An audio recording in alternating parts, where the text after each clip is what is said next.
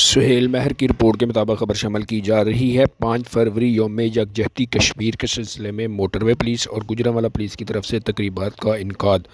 National highway and motorway police sector north 3 Gujranwala میں افسران بالا کے احکامات کی پیش نظر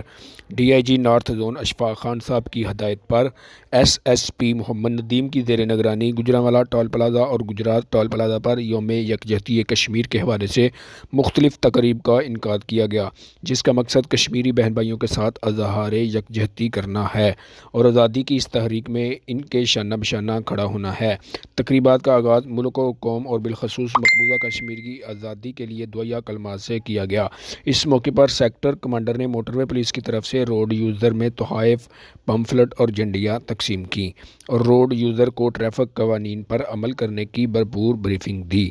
کیمرہ مین علی بٹ کے ساتھ سہیل مہر، نیوز 4 گوجرانوالہ۔